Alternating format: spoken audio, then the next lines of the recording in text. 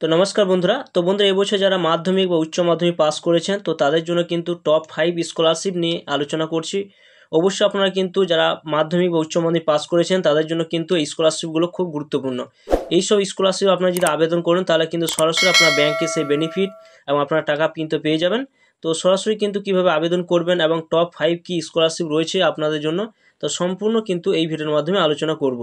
তো অবশ্যই আপনার ভিডিও সম্পূর্ণ দেখবেন এবং চ্যানেলে যদি নতুন হয়ে থাকেন চ্যানেলটা অবশ্যই সাবস্ক্রাইব করে রাখবেন।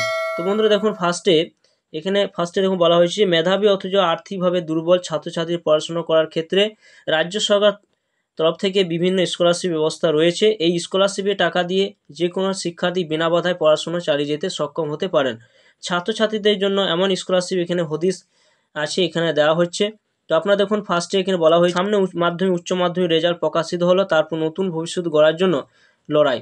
তবে উচ্চশিক্ষার জন্য প্রয়োজনীয় অর্থে কিন্তু প্রয়োজন পড়ে, তার অনেকের সামর্থ্য থাকে না, তার জন্য তারা পড়াশোনা কিন্তু চালিয়ে যেতে পারে না। তাই জন্য কিন্তু এই স্কলারশিপে আপনি যে আবেদন করেন তার সরাসরি আপনার কিন্তু সেই সুযোগ সুবিধাগুলো পেয়ে যাবেন। আপনার ভবিষ্যতে নিজের পায়ে আপনারা দাঁড়াতে পারবেন স্কলারশিপ টাকা নিয়ে। তো দেখুন ফার্স্টে যে স্কলারশিপ নিয়ে আলোচনা করো, প্রথম সেটা উত্তরকোণ স্কলারশিপ বা নবান্ন স্কলারশিপ।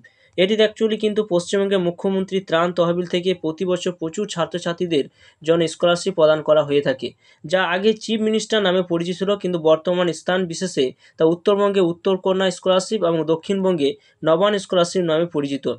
এই স্কলারশিপ গুরুত্বপূর্ণ বিষয় হলো যেসব ছাত্রছাত্রীরা কোনো কারণবশত উচ্চ মাধ্যমিক বা এইচএস পরীক্ষায় 75% নাম্বার পাননি, তাদের জন্য স্কলারশিপ খুবই সাহায্যকারী। তো এইখানে আপনারা আবেদন করবেন কীভাবে, এখানে নাম্বার কথা বলতে গেলে বলা হয়েছে যে 50% থেকে 65% নম্বর প্রাপ্ত ছাত্রছাত্রীরা এই স্কলারশিপের জন্য আবেদন করতে পারবেন। মোটামুটি সারা বছর এখানে আবেদন করা যায় এই স্কলারশিপের জন্য। তো সরাসরি আপনারা কিন্তু এই লিঙ্কে আসবেন, লিঙ্কে এলে আপনারা সরাসরি কিন্তু আপনারা আবেদন করে নিতে পারবেন উত্তরকোণ স্কলারশিপ বা নবান্ন স্কলারশিপের জন্য। এছাড়া 2 নম্বর যে স্কলারশিপ নিয়ে আলোচনা করবো সেটা Swami Vivekananda merit cum means scholarship.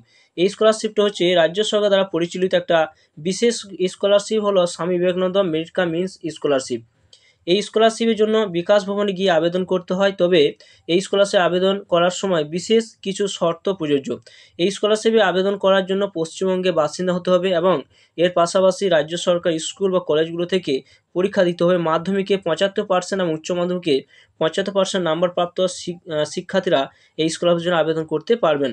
এছাড়া স্নাতক স্তর ছাত্রছাত্রীদের ক্ষেত্রে অনার্সের বিষয়ে 50% নাম্বার পেতে হবে। এর পাশাপাশি শিক্ষার্থীর পারিবারিক বার্ষিক আয় 60,000 টাকা কম হতে হবে, তবে আপনারা কিন্তু স্কলারশিপের জন্য আবেদন করতে পারবেন।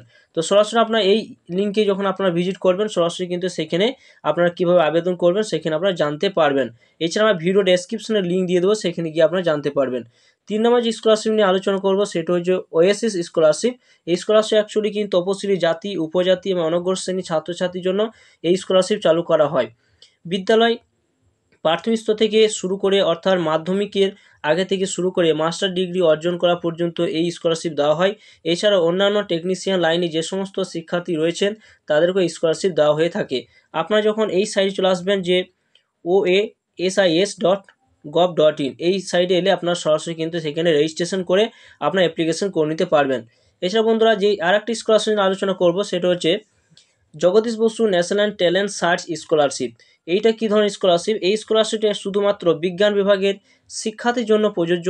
Jagadish Basu national science talent search club হলো রাজ্য সরকার একটি সংস্থা। প্রতি বছর ডিসেম্বর মাসেই এই সংস্থা থেকে একটি পরীক্ষা আয়োজন করা হয়।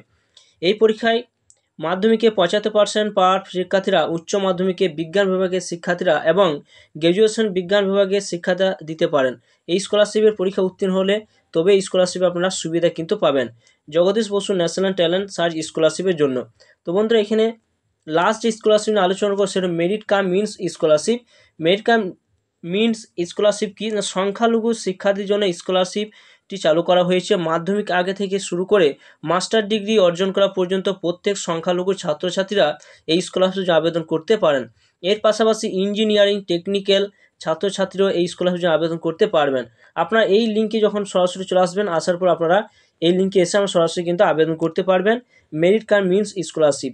যে সমস্ত স্কলারশিপ নিয়ে আলোচনা করলাম সমস্ত স্কলারশিপের লিঙ্ক আমার ভিডিও ডেসক্রিপশনে দিয়ে দেবো, সেখানে গিয়ে সরাসরি কিন্তু আপনারা আবেদন করে নিতে পারবেন। যারা এবছর উচ্চ মাধ্যমিক মাধ্যমিকে পাস করেছেন তাদের জন্য কিন্তু টপ 5 স্কলারশিপ নিয়ে আলোচনা করলাম। তো বন্ধুরা, ভিডিও যদি ভালো লাগে অবশ্যই লাইক করবেন, চ্যানেলটা অবশ্যই সাবস্ক্রাইব করে রাখুন, পাশে থাকা বেল আইকনটি অবশ্যই আপনারা প্রেস করে রাখবেন। তো থ্যাংক ইউ বন্ধুরা, সকলে ভালো থাকবেন।